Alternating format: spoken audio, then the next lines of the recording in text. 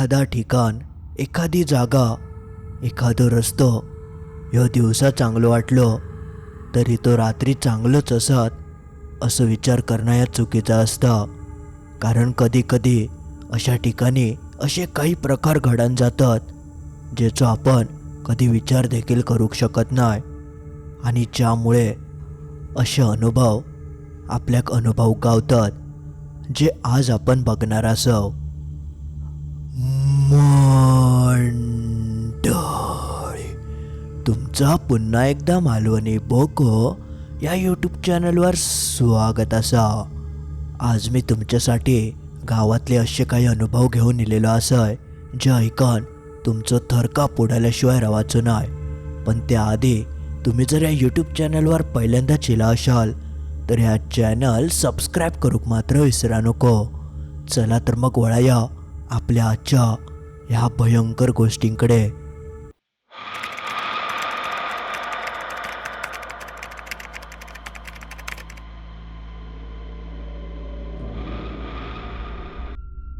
आपलं पहिलं जो अनुभव असा तो आपल्या सबस्क्रायबर वैष्णवी यांनी पाठवल्याने असा. ह्यो अनुभव मी माझ्या गावाकडे घेतलं होतं. तुमका खरा सांगूचा तर माका असल्या गोष्टींवर लहानपणापासूनच विश्वास नाही होतो. गावातच जन्म झालो असल्यामुळे अशा गोष्टी मी खूपदा ऐकायचंय, पण कधी हा खरा असा असं माका कधीच वाटत नाही होता. पण म्हणतात ना, नियती माणसासोबत असे काही खेळ खेळता ज्यामुळे माणसाचे विचार पूर्णपणे बदलून जातात. माझ्यासोबत सुद्धा एक असं प्रकार घडलं ज्याचा विचार अजून देखील माझ्या मनात इलो तरी अक्षरशः अंगावर शहारे येतात. माझं लहानपण जरी गावात गेला असला तरी मी शिक्षण मात्र शहरी भागातच केलं होतं. लहानपणापासून माका जास्त शहराची ओढ होती. थंय जाऊन काहीतरी मोठा करायचा, नाव कमवायचा, आईवडिलांका अभिमान वाटत अशी गोष्ट करून दाखवायची, असं काहीसं विचार लहानपणापासूनच माझ्या डोक्यात होतं. ज्यामुळे मी अभ्यास खूप मन लावून करायचंय. लहानपणापासून पहिलं नंबर घेऊची माका सवयच होती. बघता बघता मी मोठा झालोय. चांगल्या शिक्षणासाठी मी बाहेर गावी गेलोय. पण ह्या सगळ्याच्या मागे जाता जाता माझी एक गोष्ट मात्र राहिली, ती म्हणजे घरच्यांशी जास्त वेळ घालवूक गावलो नाही. मी सतत माझ्या शिक्षणाच्या पाठी आणि माका काहीतरी करून दाखवचा यासाठी धडपड करत राहायचंय. ज्यामुळे मी शहरी भागात गेल्यापासून माझं खूप क्वचितच गावाकडे येणं जाणं व्हायचं. जवळजवळ 2-3 वर्ष मी गावात फिरकले पण नाही होतंय. माझ्या कुटुंबात आम्ही एकूण 4 जण होतो, आई, पप्पा, मी आणि माझं मोठं भाव. पण तसा बघूक गेला तर भाव ह्यो माझ्या आई पप्पांच्या एकदम जवळचं होतं आणि मी लहानपणापासूनच लांब लांब राहावं लागल्यामुळे तसं सहवास माका मिळालोच नाही आणि मी कधी गेलोय पण नाही होतंय. आणि ह्या सगळ्यात माझीच चूक होती. आई पप्पांनी माका बऱ्याचदा बोलवचा प्रयत्न केल्याने पण स्वप्न पूर्ण करूच्या पोटी मी शक्यतो नाही जायचंय. ज्यामुळे माझ्यात आणि आईत खूप वाद देखील व्हायचे. त्यामुळे मी त्यांच्यापासून लांबच राहावं बघूक लागलं होतं. पण एक दिवशी असं काय प्रकार घडलं ज्यामुळे मी संपूर्ण हादरून गेलोय. माझ्या मोठ्या भावाचं लग्न ठरला होता. जवळजवळ 3-3.5 वर्ष मी गावाकडे इले नाही होतंय. जेव्हा माका समजलं की माझ्या दादाचं लग्न हा, त्यावेळी माका घरच्यांनी बोलावून घेतल्याने मी माझ्या जीवनात पहिल्यांदा 7 दिवसांची सुट्टी टाकून गावाकडे जाऊचं ठरवलेलं आहे. दादाचं लग्न असल्यामुळे माका गावाकडे जाऊचाच होता. तशी माका जास्त ओढ नाही होती. नातेवाईक वगैरे इले तर माका अजिबात आवडायचं नाही. माका छोट्या कुटुंबात राहावं आवडायचं. पण लग्न कार्य म्हटलं की नातेवाईक आणि बरीचशी लोकही येतातच. त्यामुळे मी स्वतः कसाबसा समजावून 7 दिवसाचाच प्रश्न असा काहीसं ठरवून मी गावाकडे येऊक निघालोय. लग्नाक 7 दिवस बाकी होते, पण घरात लग्न कार्याची सुरुवात मात्र एकदम जोमान झाली होती. सगळेजण आपापल्या कामाक लागले होते. 7 दिवसावर लग्न येऊन टेपला, ज्यामुळे घराची सगळी साफसफाई, सजावटीचं काम, नातेवाईकांच्या राहण्याची सोय ही सगळी चालू होती. मी एक बस पकडलंय आणि गावाकडे येऊक निघालोय. आमचं गाव हे जरा आतमध्ये असल्यामुळे माका जावक खूप कंटाळो यायचो, कारण आमच्या गावापर्यंत ती बस जायची नाही. ज्या ठिकाणी त्या बसचं शेवटचं स्टॉप होतं थैसून आतमध्ये जवळजवळ 7-8 किलोमीटर आमचं आता गाव होतं, ज्यामुळे थैसून गावचे लोकल एसटे किंवा रिक्षाचाच वापर करूचो लागायचो, जा माका अजिबात आवडायचं नाही. त्या दिवशी मी रात्री गावच्या त्या मुख्य स्टॉपवर येऊन पोचलोय. थैसून आता आतमध्ये माका जावचं होतं. मी दादाक फोन केलोय, त्याची 2 व्हीलर देखील होती. मी त्याका म्हणाले की माका घेऊक ये. पण जेव्हा दादान 2 व्हीलर काढूक घेतल्यान तेव्हा घरच्याने त्याका अडवल्याने ते म्हणाले की तुझं आता लग्न ठरलं, ज्यामुळे तुका आता रातचं असं जाणं बरोबर नाही. तेव्हा गावची अशी प्रथा होती की लग्न कार्य ठरलं, सुपारी फुटली की पोरग्यान किंवा पोरीन अजिबात गावची वेश ओलांडूची नसतं किंवा रात्रीचं काही बाहेर बुतूर जायचं नाही. जेव्हा या माका समजलं तेव्हा अजूनच माझ्या डोक्यात फिरलं, आता ह्या आणि काय. माका असल्या गोष्टींवर अजिबात रस नाही होतं. मग मी म्हटले मारांदे, मीच जाते रिक्षान असं म्हणून मी रिक्षा बघूक लागलोय. 10-1 मिनिटात माका एक रिक्षा गावली. तशी मी रिक्षा पकडून गावाकडे येऊक निघालोय. साधारण रात्रीचे 8:30-9 वाजत इले होते. बाहेर शाप काळोख होतं. आतला गाव असल्यामुळे रस्त्यावर काही लाईटी बिटी अजिबात नाही होते आणि जास्त वाहनं देखील नाही होती. बघता बघता बऱ्यापैकी अंतर पार झालं आणि अचानक त्या रिक्षेत काय झालं काय माहिती, ती आपली हडेतडे वळवळाक लागली. तसे रिक्षावाल्यान ब्रेक मारल्यान रिक्षा थांबवून तो रिक्षेतून उतारलो आणि मागे जाऊन बघूक लागलो. मागे जाऊन बघता तर त्याचं एक टायर पंक्चर झालं होतं. तसं त्यांनी माका येऊन सांगितल्यान की टायर पंक्चर झालो, माका आता तो बदलूचो लागतलो. तर ऐकन मी म्हटले झाला, आता अगदीच काय नाही तर ह्या, पण अजून काय पर्याय नाही, म्हणून मी तेका म्हणालोय की बदला लवकर. तसं तो सगळे पाने बिने काढूक लागलो. जेव्हा तो पाने काढूक जातं तेव्हा तेका समजलं की त्याच्याकडे जॅकच नाही होतं. जॅक म्हणजे एका बाजून रिक्षा वर करूसाठी एक पानं असतं, तो त्याच्याकडे नसल्यामुळे तो आता तो पंक्चर टायर बदलूक शकत नाही होतं.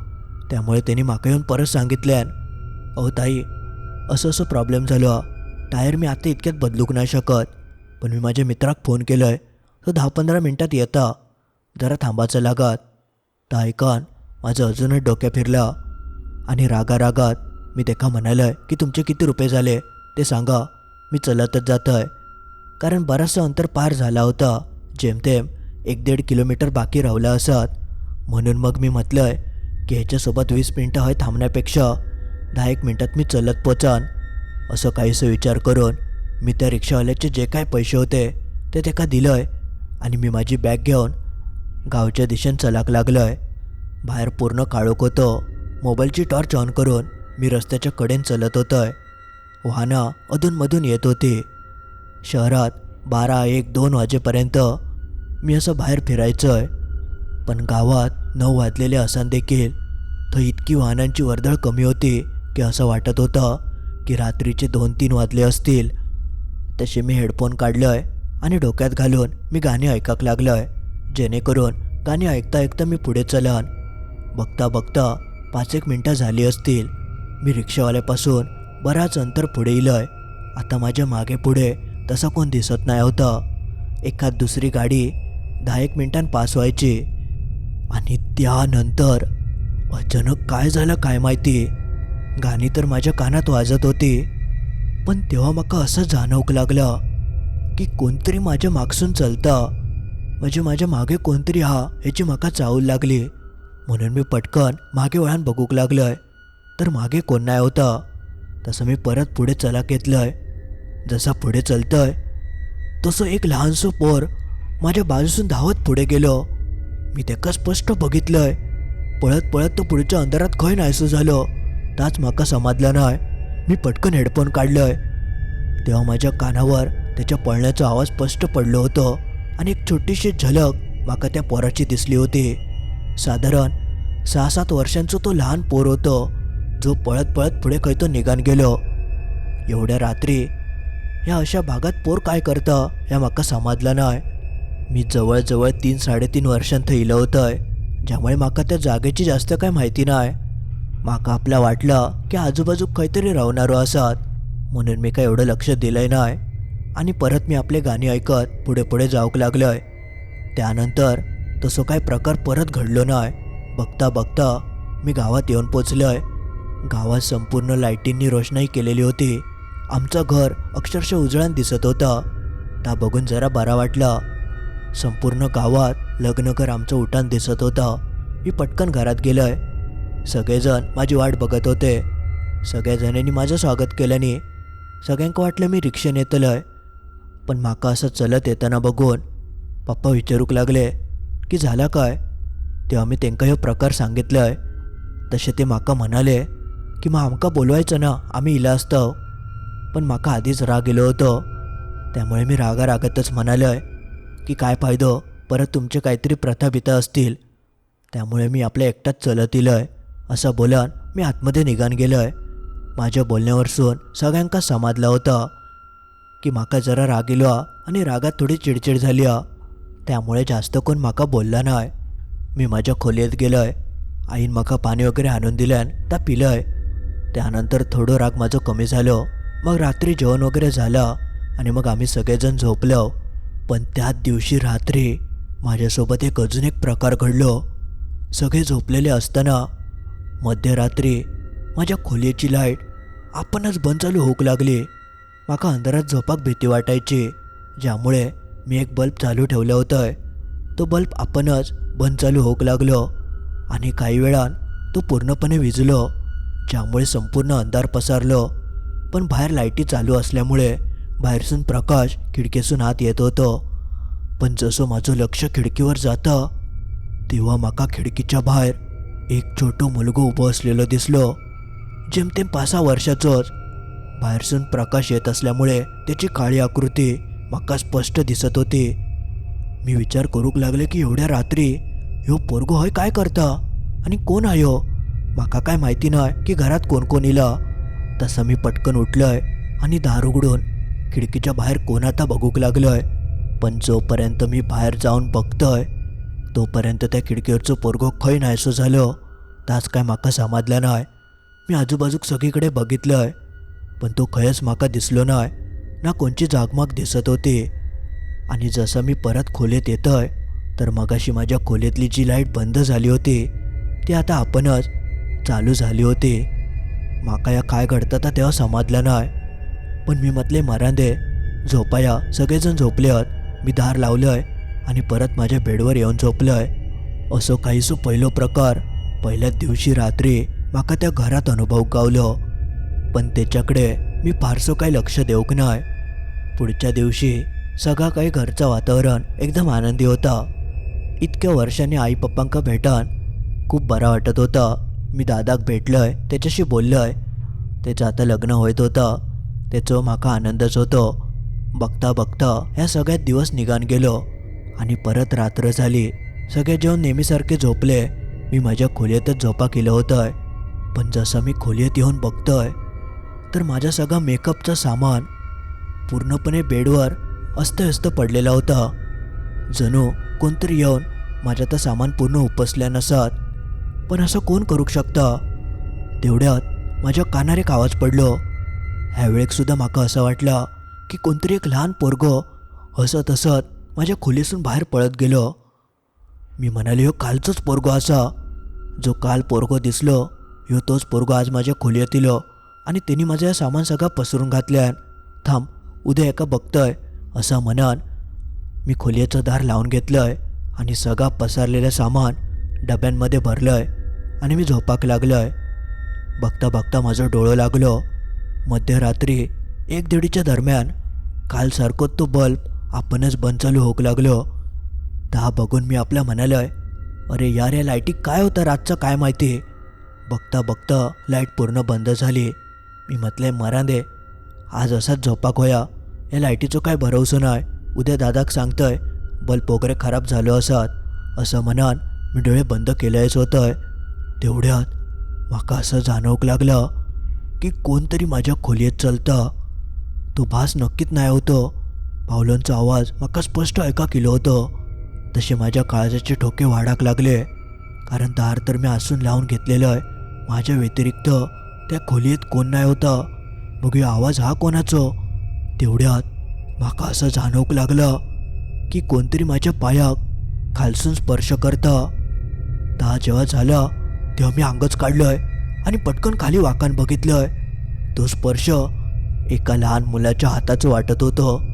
जसा मी खाली बघतोय तेव्हा माका तोच 5-6 वर्षांचं पोरगं माझ्या पायाकडे खाली बसलेलं दिसलं आणि तोच माझ्या पैजणीसोबत खेळा होतं. त्या मुलाक बघून तर माझ्या पायाखालची जमीनच सरकली. मी पटकन पाय ओढून घेतलंय. तसं तो पोरगं हसत हसत थैसून पळान गेलं आणि अंधारात खैतो नाहीसं झालं. ता भयंकर दृश्य बघून माझे हातपाय पूर्ण थंडच पडले. संपूर्ण मी घामान भिजलोय. काळजाचे ठोके वाढाक लागले होते, कारण असं प्रकार मी याआधी पुऱ्या जन्मात कधी बघूक नाही. ह्यो सगळं काय प्रकार घडता ताच म्हाका समजत नाही होता. आणि तेवढ्यात माझं अचानक बंद केलेलं दार हळूहळू उघडाक लागला आणि त्या दारासून एक अनोळखी बाई डोक्यावर पदर घेऊन माझ्या खोलीत इली आणि तिने एका कोपऱ्यात जाऊन त्या पोराक पकडल्यान त्याचा हात पकडून तेका माझ्या खोलीच्या बाहेर घेऊन गेली आणि तिने धाडकन दार लावून घेतल्यान. आणि जसं तो आवाज माझ्या कानी पडता तसं मी दचकान उठलोय. ता एक स्वप्न होतं, पण जा काय स्वप्नात मी बघितलेलं ता काय साधा सुद्धा नाही होता. मी संपूर्ण घामान भिजलेल्या अवस्थेत माझ्या बेडवर बसलेलं आहे. ह्या सगळा काय घडतं ता समजत नाही होता. मी पटकन बाजूक ठेवलेलं पाणी गटागटा पिलंय. माका या घरातल्यांका सांगायचं होतं, पण रात्र इतकी झालेली की एवढ्या रात्री त्यांना असं उठवून सांगणं माका योग्य वाटलं नाही. म्हणून मी ती रात्र कानात हेडफोन लावून देवाची गाणी ऐकायलाच काढलंय. रात्रभर काय झोप इली नाही. जेव्हा सकाळ झाली तेव्हा बाहेरसून थोडं आवाज येऊक लागलो. तेव्हा माका कळलं की लोक उठली आहेत. तसं मी पटकन खोलीच्या बाहेर गेलोय आणि सरळ माझ्या आईच्या खोलीत जाऊन आईक सांगितलंय की आई, असं असं प्रकार माझ्यासोबत घडतं. त्या ऐकून आईसुद्धा आधारली. तसं तिने माका बेडवर बसवल्यान, शांत केल्यान आणि ती माका म्हणाली, मी तुका आधीच बोलणार होतंय की तू त्या दिवशी रात्री एकटा चलत येऊक नको होतं, पण तू तेव्हा खूप चिडलं होतं म्हणून मी तुका काय बोलाक नाही. आणि त्याच्यानंतर मी तुका जर ह्या असं काय सांगितलंय तर तुका अशा गोष्टींचं राग येता, मग तू अजून चिडलं असतं. म्हणून मी हा विषयच काढूक नाही. पण आता तू स्वतःहून ह्या बोलतं म्हणून मी तुका आता सांगतोय की अशा गोष्टी असतात. कधी कधी आपण चुकीच्या वेळी येतो आणि त्यामुळे हे असे प्रकार आपल्यासोबत घडतात. मी तुका त्या दिवशी रात्री जर सांगितलं असतं तर तू अजून घाबरलं असतं आणि तुझ्या मनात आधीच्या येऊन बसलं असतं. म्हणून मी काय बोलाक नाही. पण एक काम कर, मी तुका एक धागो देतोय, तो तुझ्या हातात बांध. तो तुझी नक्की रक्षा करीत. याआधी माका असल्या गोष्टींवर अजिबात विश्वास नाही होतो, पण त्या 2 दिवसात मी जा काय अनुभवलं होतंय त्यानंतर माका वाटलं की कदाचित माका ह्याची गरज हा.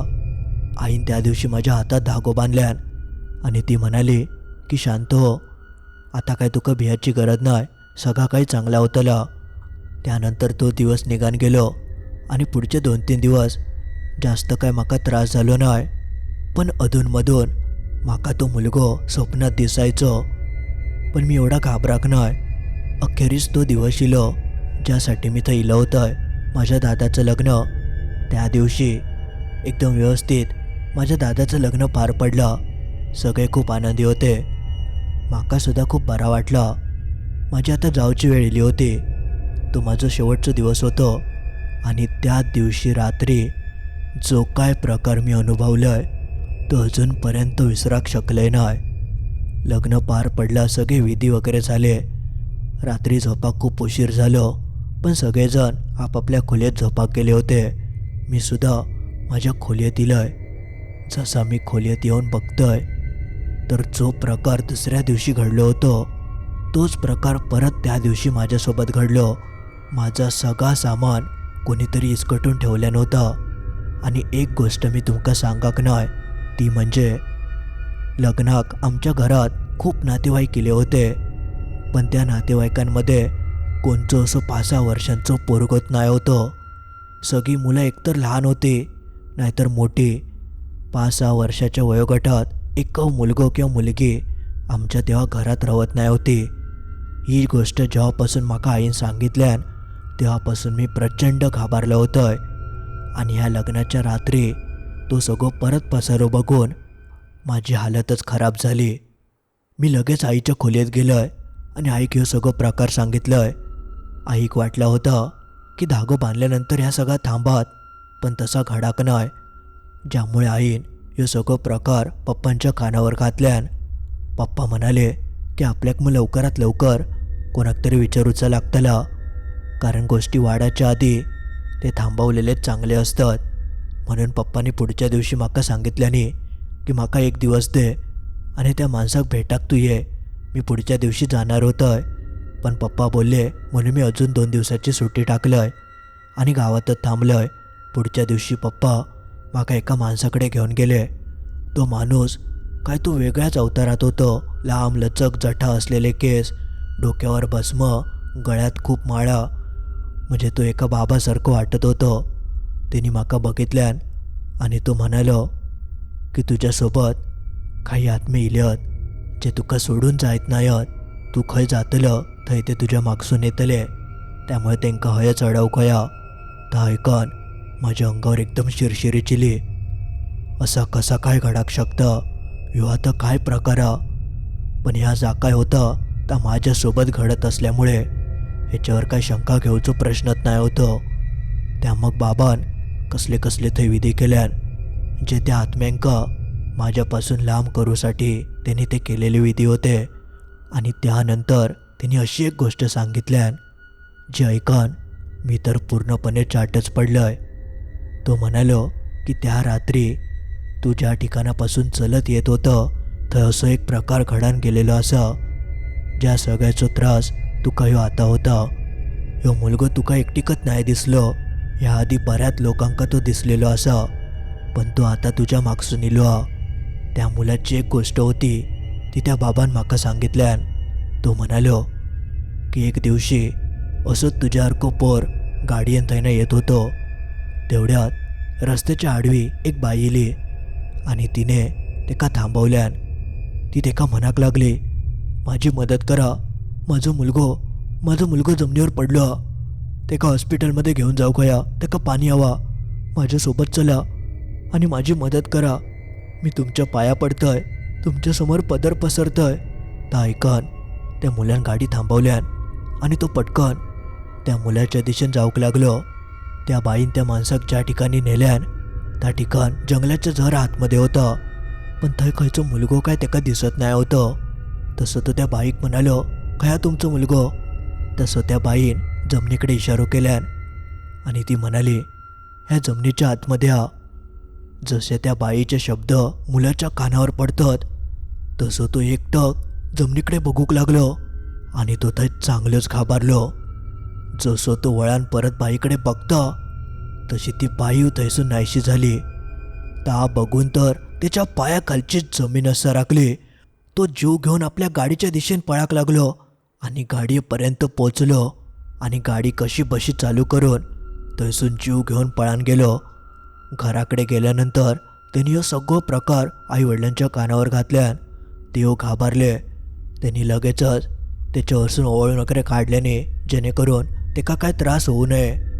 त्यानंतर त्या मुलाक काय तसं त्रास झालो नाही, पण एक गोष्ट त्यांच्या कानावर अशी पडली की बाजूच्याच एका गावातली एक बाई आणि 7-8 वर्षांचा मुलगो अचानक नाहीसो झालो आणि त्याच्या शोधात पोलीस बरेच दिवस असत, पण त्यांका ती गावात नसल्यामुळे गावोगावी सगळी हीच चर्चा असा की ती बाई वगैरे दिसली तर कळवा. जेव्हा ही बातमी यांच्या कानावर पडली तेव्हा तो पोरगो म्हणालो, त्या दिवशी माका जी बाई दिसली ती कोण होती? घरचे म्हणाले की तू आता विषय काढू नको, जा झाला तर झाला, पण पोरान तसा करूक नाही. तो सरळ पोलीस स्टेशनमध्ये गेलो. त्यांनी हो सगळं प्रकार सांगितल्यान पोलिसांका पहिल्यांदा खरा वाटत नाही होता. त्यांका वाटलं की उगाच काहीतरी सांगता, पण जेव्हा त्यांनी ती जागा दाखवल्यान तेव्हा पोलीस थंय गेले. थंय त्यांनी खरून बघितल्याने तेव्हा त्यांका त्याच ठिकाणी एका बाईचं आणि 7-8 वर्षाच्या मुलाचं मृतदेह गावले. हा बघून पोलीससुद्धा पूर्ण चक्रावूनच गेले. ती एक मर्डर केस होती. तर ह्यो सगळं प्रकार एका कुटुंबात घडलं होतं. त्या कुटुंबात नवरा बायको आणि 7 वर्षांचं त्यांचं एक पोरगं होतं. नवरं रोज सकाळी कामावर जायचं, तो एका फॅक्टरीत काम करायचं आणि तिची बायको आणि मुलगं ह्यो घरातच होतं. पण एक दिवशी अचानक एका गावकऱ्याकडसून असं समजलं की त्यांनी एका पुरुषाक त्याच्या घराकडे बघितल्यान आणि तो असा म्हणालो की जेव्हा जेव्हा तू कामावर निघून जातं तेव्हा तो पुरुष तुमच्या घराकडे येतं. जेव्हा त्या माणसाक समजलं तेव्हा त्याची तळपायची आग मस्तकात गेली आणि एक दिवशी तो कामावरसून मधीच आपल्या घराकडे इलो. जसं घराकडे येऊन बघतं तर तेका तो अनोळखी माणूस त्यांच्याच घरात दिसलो. ता बघून तेका सगळी गोष्ट कळाली. त्याची बायको तेका फसवत होती आणि त्या सगळ्याच्या रागापोटी एक दिवशी तो रात्री कामावरसून घराकडे इलो आणि त्याने आपल्या बायकोकानी मुलाक मारून टाकल्यान आणि जंगलात नेऊन पुरल्यान आणि तो सुद्धा गाव सोडून पसार झालो. तो खय गेलो तर अजूनपर्यंत कोणाकच समजला नाही. पण ह्या बाईचं आणि मुलाचं आत्मा मात्र त्याच ठिकाणी भटकत होतो. जो त्या मुलाक गावलो तो अजूनही ते भटकता आणि त्याच आई आणि लेकाचे आत्मे त्या दिवशी माझ्या मागसून नेले होते. असं म्हटलं जातं की रात्रीच्या वेळी केस मोकळे ठेवून किंवा अत्तर वगैरे लावून नटान फिरायचं नसतं. मी तेव्हा तशाच अवस्थेत चलत चलत त्या रस्त्याने येत होतं. कदाचित त्याचमुळे आत्मे माझ्यासोबत ओढले गेले आणि माझ्यासोबतच ते घराकडे इले आणि तेव्हापासून ते माका दिसत होते. पण त्या बाबांनी काय काय करून तिंका माझ्यापासून वेगळा केल्याने ते असं म्हणाले की त्या बाईची आज चूक नाही होती. तो अनोळखी माणूस जो त्यांच्या घराकडे यायचो तो तिचा भाव होतो आणि त्यांच्यात असा काय नाही होता. पण ह्या तिच्या मिस्टरांनी तिका एकदा विचारूक नाही की तो कोण होतो. त्यांनी ह्यो रागारागात निर्णय घेऊन तिचं आयुष्य संपवून टाकल्याने आणि तिच्यासोबत स्वतःच्या मुलाचं सुद्धा. ह्यामुळे त्यांच्या दोघांचे आत्मे त्या ठिकाणी असे भटकत होते. त्या सगळ्या विधीनंतर त्या आत्म्याची आणि माझी साथ तर सुटली. पण ह्यो जो काय प्रकार होतो, ही जी काय घटना होती ती इतकी भयंकर आणि विचार करण्याच्या पलीकडची होती की माका खूप चांगलं धडो शिकवून गेली. कधी कधी नाती ही खूप पैशापेक्षा मोठी असतात. रागारागात घेतलेले निर्णय हे खूप चुकीचे ठरतात आणि त्या सगळ्याचा परिणाम खूप वाईट होता. ह्या सगळ्या प्रकारापासून मी तर सुटलोय. पण मी मात्र माझ्या आई पप्पा आणि माझ्या संपूर्ण कुटुंबाच्या खूप जवळ इलोय. माका माझी चूक कळान चुकली होती की मी त्यांका वेळ देत नाही होतोय. अभ्यासाच्या पाठी शिक्षणाच्या पाठी धावलोय. पण नुसतं ह्या करून फायदो नसता. आपल्या कुटुंबाक सुद्धा वेळ देऊ कयो. आपल्या माणसांपासून आपण जर लांब गेलो तर नाता तुटाक वेळ नाही लागत. नाता जोडूक वेळ लागता पण तुटाक काहीसू वेळच पुरेसो असता. या माका त्या घटनेपासून कळान चुकलं. तेव्हापासून मी सगळं माझ्या मनातलो राग विसरलोय आणि माझ्या आईवडिलांका माझ्या कुटुंबाक जेवढं जास्त वेळ देऊक गावात हेचो मी विचार करूक लागलोय. तेव्हापासून मी न चुकता आईवडिलांका भेटाक गावाकडे येतोय. त्यांच्यासोबत काही दिवस घालवतोय आणि मग मी माझ्या कामाक निघान जातोय. ह्यो माका मिळालेलो जीवनातलो खूप मोठं धडो होतो. मी तुमका पहिल्यांदाच सांगितलंय की काही घटना असे घडतात ज्याचा विचारसुद्धा आपण करू शकत नाही, पण ते आपलं जीवन मात्र बदलवतात. माझं जीवन तेव्हापासून बदलान गेलं. तर असं काहीसं होतं. त्या दिवशी मी घेतलेलं ह्यो एक भयंकर अनुभव. जो तुमका कसं वाटलं त्या कमेंटमध्ये नक्की कळवा आणि तुमका ही गोष्ट आवडली असत तर नक्की लाईक करा. आता आपण वळूया आपल्या दुसऱ्या अनुभवाकडे. कधी कधी लहान मुलांकडसून एक अशी चूक होऊन जाता ज्याची जाणीव त्याच्या कुटुंबाक अजिबात होत नाही आणि ती छोटीशी एक चूक पुढे जाऊन इतकी महागात पडता ज्याचा त्या कुटुंब स्वप्नात देखील विचार करू शकत नाही. असंच काहीसं एक प्रकार ह्या आपल्या आजच्या अनुभवात घडलं होतं. एक अरुणा नावाची मुलगी होती, 5वी इयत्तेत शिकणारी. तिच्या कुटुंबात तिचं मोठं भाव सचिन आणि तिचे आई वडील होते. आई आणि वडील दोघवले शासकीय कर्मचारी असल्यामुळे त्यांका दिवसभर कामाक जावचं लागायचं आणि सचिनची 12वी उलटण गेलेली असल्यामुळे तो आपल्या शिक्षणासाठी कॉलेजात जायचो, ज्यामुळे त्याचंसुद्धा दिवसभर कॉलेज असायचं. आणि अरुणा तेव्हा 5वी इयत्तेत शिकत असल्यामुळे ती आपल्या शाळेत जायची आणि शाळा सुटल्यानंतर संध्याकाळी घराकडे यायची आणि संध्याकाळी 6-6:30पर्यंत तिच्या घरचे देखील कामावरसून आणि भाऊ कॉलेजवरसून घराकडे यायचो. तर असं काहीसं त्यांचं दिनक्रम होतं. एक दिवशी अचानक असं काहीसं घडलं ज्याची कोणाक कानोकान खबरच लागाक नाही. पण ह्या सगळ्याची सुरुवात झाली अमावास्येच्या एका रात्रीपासून. एक दिवशी अरुणा अचानक आपल्या आईक म्हणाली, आई, माझ्या हनवटीक काहीतरी झालं. तिच्या हनवटीकडे एक काळो डाग गेलो होतो. तो डाग बघून अरुणाच्या आईन थोडंसं मलम त्या भागाक लावल्यान आणि तो पुढच्या दिवशी निघानो गेलो. अरुणा लहानपणापासून एकदम दिरिष्ट मुलगी होती. आनंदी राहणारी, छोट्या छोट्या गोष्टीत न घाबरणारी. कारण घरचे सगळे कामाक जायत असल्यामुळे ती काही एकट्या राहायची सवय झाली होती. शाळेत ती एकटी जायची, एकटी घराकडे परत यायची. घराकडे इल्यावर सुद्धा कोण नसायचा तरी ती सुद्धा संध्याकाळपर्यंत थांबायची. म्हणजे लहानपणापासूनच ती काय सगळ्या गोष्टींची सवय झाली होती. ह्या वयात शक्यतो मुलांका एकट्याक राहावक आवडत नाही, पण अरुणा मात्र राहायची, ज्यामुळे घरच्यांनी एवढं काही लक्ष देऊक नाही. ह्या घटनेक बरोबर 1 महिना उलटान गेलो आणि परत एकदा अमावास्या येईली. ह्या रात्रीसुद्धा तसंच काहीसं प्रकार घडलो. तसंच काहीसं काळो डाग अरुणाच्या हनवटी गेलो. तिने पुढच्या दिवशी आपल्या आईक दाखवल्यान. परत या कसा का इला. आईक वाटलं की काहीतरी असत. तिने ताच मलम लावल्यान. पुढच्या दिवशी तो डाग निघान गेलो. दुसऱ्यांदा असं काहीसं प्रकार घडलो होतो आणि यानंतर ता काय थांबाक नाही. वारंवार असाच होत होता. अमावास्येचा दिवस इलो की तो काळो डाग यायचो, पण घरच्यांच्या लक्षात काही इला नाही की हा सगळा अमावास्येच्या रात्रीच घडतं. आणि त्याच रात्रीच्या काळात अरुणाक काही वाईट स्वप्न देखील पडायची, पण तिने या स्वप्नाबद्दल घरच्यांका कधी सांगाकत नाही किंवा घरचे कधी तिच्यासोबत एकांतात बसन बोलाक नाही. म्हणजे आधीपासूनच नोकरी वगैरे करत असल्यामुळे संध्याकाळी दमाक व्हायचा आणि ते जेवण लगेचच झोपायचे, ज्यामुळे त्यांच्यात जास्त कधी बोलणं व्हायचं नाही. बघता बघता असेच दिवस निघान गेले. दर अमावास्येच्या रात्री तिका तो डाग येऊक लागलो होतो. सतत हे प्रकार घडाक लागल्यामुळे तिच्या आईवडिलांनी म्हटल्याने की डॉक्टरांका एकदा विचारून बघूया. पण प्रश्न असं होतो की हो डाग काय वाढा नाही, एकाच ठिकाणी यायचो आणि तो एका दिवसात निघान जायचो, ज्यामुळे डॉक्टरांकडे जाऊया म्हटल्याने पण तशी वेळ इलीत नाही. त्यानंतर बरेच दिवस निघान गेले आणि या दिवसांमध्ये ह्या काळ्या डागासोबत अजून एक प्रकार बदलत चाललो होतो. तो म्हणजे अरुणाचा स्वभाव.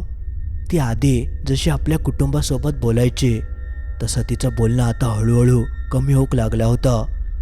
ती एकटीच राहावक लागली होती आणि घरच्यांच्या एवढ्या लक्षातच इला नाही की आपल्या मुलीचा हा स्वभाव नाही, कारण लहानपणापासून ती छोट्या छोट्या गोष्टींचा आनंद करणारी मुलगी होती.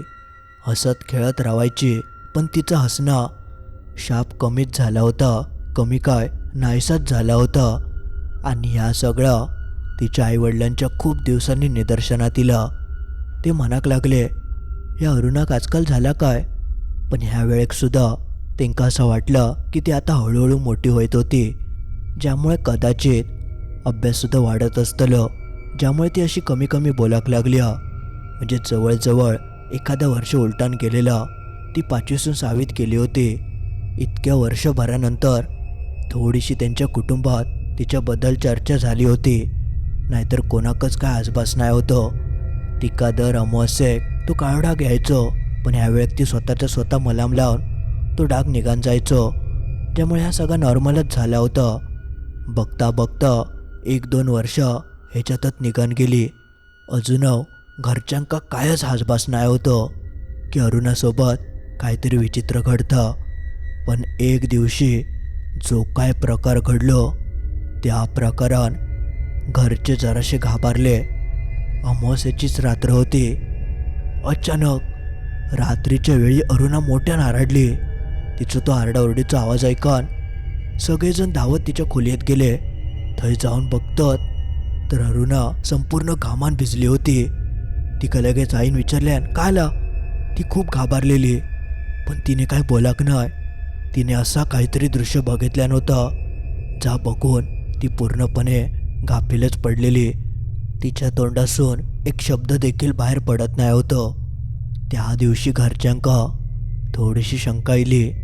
तिचं बदलणारं तो स्वभाव आणि अचानक तिका असा घाबरलेला बघून त्यांनी पुढच्या दिवशी जेव्हा तिका वाईस बरा वाटला तेव्हा एकत्र बसून ते विचारूक लागले, अरुणा काय झालं, तुका काय बोलायचं हा काय.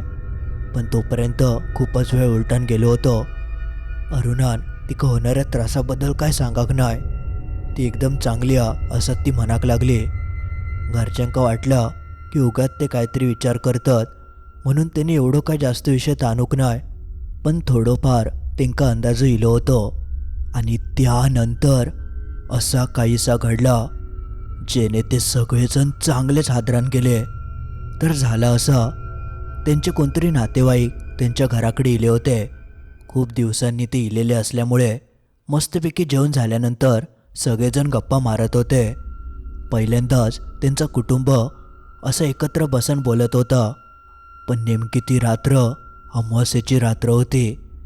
जसे 11 साडे 11 वाजून गेले तसं अरुणा काय झाला काय माहिती ती आईच्या जवळ गेली आणि आईक म्हणाली, माका झोप येतं, मी झोपतोय. ती अचानकच कशाक तरी घाबरल्यासारखी वाटा होती म्हणून ती आपल्या आईच्या कुशीत गेली आणि डोकं टेकवून ती झोपाक लागली. आईक वाटलं की झोप येत असत म्हणून तिका ती बाजूक घेऊन बसली. आणि पुढच्या 10-15 मिनिटातच अरुणाचं डोळं लागलं. ती गाढ झोपली. अरुणाक झोपलेला बघून तिची आई सचिनका म्हणाली, अरे आबा घरात झोपला, जा जरा तिका आपल्या खोलीत झोपवून ये. म्हणून सचिन उठलो आणि आपल्या बहिणीक थैसून उचलून घेऊन जाऊक लागलो. पण जसं तो तिका उठवूक जाता तेव्हा तिका जाणवलं की अरुणाचं शरीर पूर्णपणे थंड पडला होता, एकदम बर्फासारख्या. एका क्षणासाठी तिका वाटलं की अरुणा या जगातच नाही. एकदम मृत शरीर कसं पडतं तसाच एकदम गाफील पडलेला. त्या बघून तो पटकन अरुणा कुटवक लागलो. तशी त्याची आई म्हणाली, अरे झोपेत आता कशा कुटवतं, उचलून घेऊन जा. तसं तो म्हणालो, आई जरा याचं शरीर बघ ना, एवढं थंड कसं काय. तसं आईन पटकन हात लावून बघितल्यान शरीर शाप थंड पडला होता. त्यामुळे तीसुद्धा अरुणा कुटवक लागली. पण आवाज देऊनसुद्धा अरुणाचे डोळे काय उघडत नाही होते. ते पटकन अरुणा हातबीत लावून उठवक लागले. पण अरुणा काय केल्या उठा नाही. ती पूर्णपणे बेशुद्ध झाल्यासारखीच ते पडान होती. तिची ती अवस्था बघून घरचे घाबरले. तेवढ्या सचिनचं लक्ष तिच्या हातांकडे गेलं. तिच्या हाताचे दोनवले मोठी घट्ट मिटलेले होते. त्या बघून सागर म्हणालो, हिचे हात बंद कशा कत. त्यांनी ती मूठ उघडूक घेतल्यान पण ते का ती मूठ काय उघडत नाही होती. त्यांनी सगळं जोर लावल्यान आणि बोटा उघडूचा प्रयत्न केल्यान पण त्या 6वी इयत्तेत शिकणाऱ्या मुलीची मूठसुद्धा तो उघडूक शकलो नाही. एवढी ताकद कशी त्या मुलीत येऊ शकता यास त्यांका कळालं नाही. सागरसोबत तिचे वडीलसुद्धा तिची बंद मूठ उघडूचा प्रयत्न करूक लागले पण त्यांच्यासुद्धा तर शक्य झालं नाही. शेवटी मग त्यांनी दोघांनी मिळून सगळी असलेली नसलेली ताकद लावून कसा तरी करून एका हाताची मूठ उघडल्याने जसे ते मूठ उघडून बघतात तेव्हा त्यांका जा काय दृश्य दिसलं. त्या दृश्य बघून त्यांचे डोळेच उघडे पडले. तिच्या संपूर्ण मुठीतून रक्त येत होतं. कोणीतरी धारदार हत्यारान तिच्या हातावरसून वार केल्या नसतील असं वाटत होतं. ते सगळे जखमा बघून एका क्षणासाठी ते हादरले. ह्यो काय प्रकार, आता तर चांगली होती, हातात तर तिच्या असं काय लागला नाही होता, मग हे अचानक फाळले कसे काय. त्यांनी पटकन तिका डॉक्टरांकडे न्यायचं ठरवल्याने आणि कसे बसे करून ते तिका डॉक्टरांकडे घेऊन गेले. डॉक्टर विचारूक लागले की काय झालं हिच्यासोबत. पण जाका यांच्या कुटुंबियांनी सांगितल्याने त्याच्यावर डॉक्टरांचा काही विश्वास नाही. असं झोपल्या झोपल्या कसा काय होऊ शकतं याच त्यांका समजत नाही होतं. डॉक्टरांनी लगेचच तिका औषध वगैरे दिल्याने आणि काही वेळान ती मग शुद्धीवर इली. शुद्धीवर इल्यानंतर तिका व्हायचं बरा वाटत होतं. पण तिच्यासोबत ह्यो घडलेलो प्रकार बघून घरचे मात्र खूप घाबरले होते.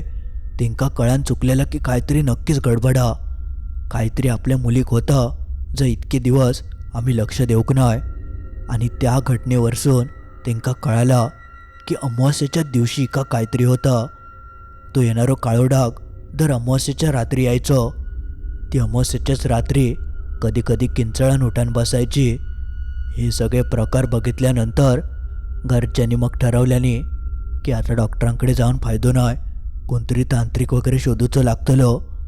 पण तिच्याकडे बघून असं वाटत नाही होतं की का काहीतरी झपाटलं वगैरे असत. पण हे घडणारे प्रकार मात्र खूप भयंकर होते. म्हणून तिच्या वडिलांनी आपल्या ओळखीच्या मित्रांक विचारल्याने त्यांच्या ओळखीवर एक तांत्रिक तेंका गावलो. जसं तो गावता तसे ते अरुणाक त्या तांत्रिकाकडे घेऊन गेले. जेव्हा तांत्रिकान तिका बघितल्यान तेव्हाच तेका जाणीव झाली एका मोठ्या संकटाची. तो त्यानंतर त्याच्या कुटुंबियांका जा काय बोललो ता ऐकान सगळ्या जणांची दातखिळीच बसली. तो म्हणालो की हिच्या मागसून जवळजवळ 2.5 वर्ष एक वाईट शक्ती असा आणि ती हिका घेऊन जातली. इतकं वेळी कशी काय जिवंत रावली ह्याच त्या तांत्रिकाक समजत नाही होता. त्यांनी सांगितल्यान की ह्यो खंयचो तरी वाईट शक्तीचो प्रभाव हा जो ह्या मुलीच्या मागसून इलो. शाळेतून घराकडे वगैरे येत असताना हिच्याकडसून एक छोटीशी चूक झाली आणि त्याच चुकीपायी ती जी काळी विद्या केलेली शक्ती असा ती हिच्या मागावर इली. मी तुमका पहिल्यांदा सांगितलेलं आहे की अरुणा ही एकटी शाळेत जायची आणि एकटी चलत घराकडे यायची. घराकडे येताना चुकान तिने अशा गोष्टीवर पाय ठेवल्यान ज्या गोष्टींपासून 4 हात लांब रावलेला बरा असता. पण ती लहान असल्यामुळे तिका काय समजलं नाही. त्या रस्त्यावरच कोणीतरी काळी विद्या करून टाकलेली होती. सगळेच रस्ते चांगले नसतात. काय काय करून खोटानाटा करून लोका खयो फेकतात. तिठ्यासारखो भाग असत तर थंय तर सावधानच राहायचं लागतं. शाळेतून घराकडे येत असताना वाटेत एक छोटं तिठंसुद्धा लागायचं.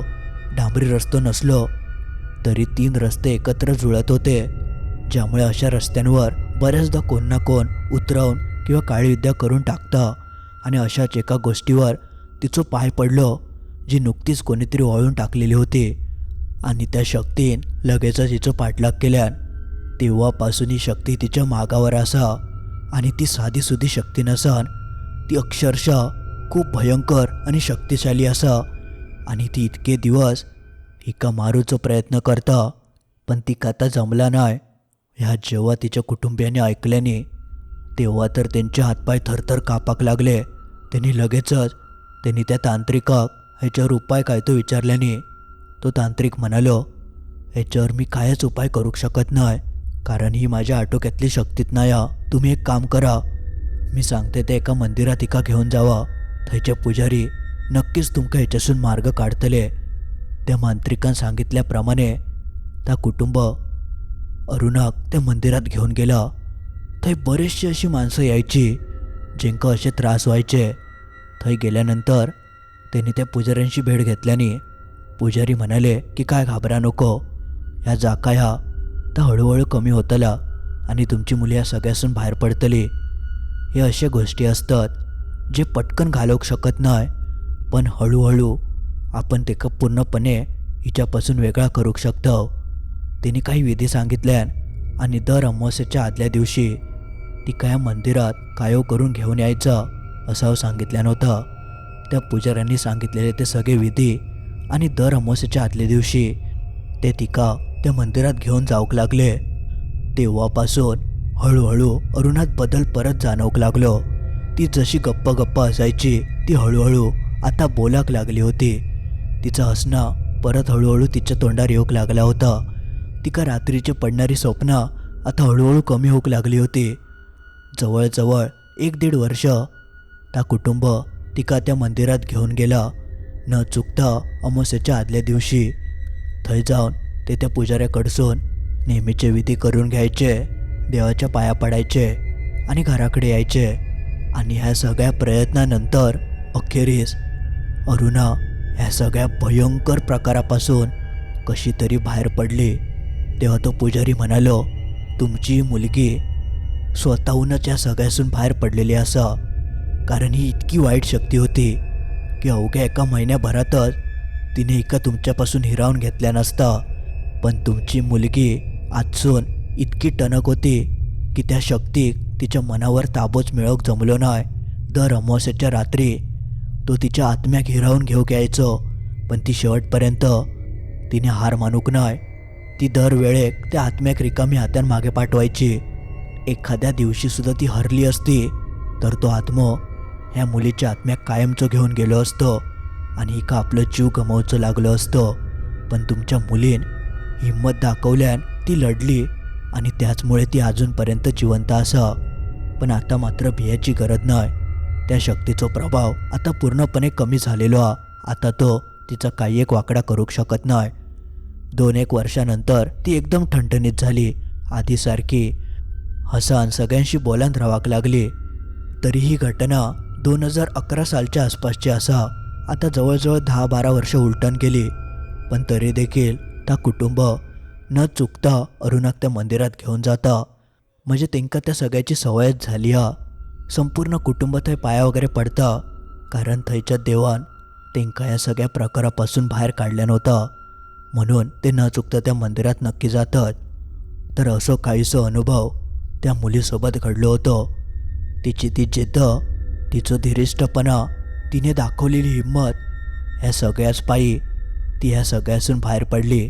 म्हणून तुमका ह्या अनुभवावरसून एकच गोष्ट म्हाका सांगायची असा, किती वाईट परिस्थिती येली तरी हार मानायचं नाही. कारण माणूस एकदा मनासून हरलो की तो कधीच जिंकाक शकत नाही. आपण लढत राहायचं, कारण लढत राहिलं तर यश कधी ना कधी आपल्याक ह्या मिळणारच असा. फक्त आशा सोडायची नाही. जिद्द चिकाटी ही आपण धरून ठेवायची. मंडळी, आज पुरता एवढाच. तर मित्रांनो, मी आशा करतोय तुमका आपले आजचे दोनवले अनुभव आवडले असतीलच आणि ह्या अनुभवावरसून तुमका चांगले काही गोष्टी कळाले असतील.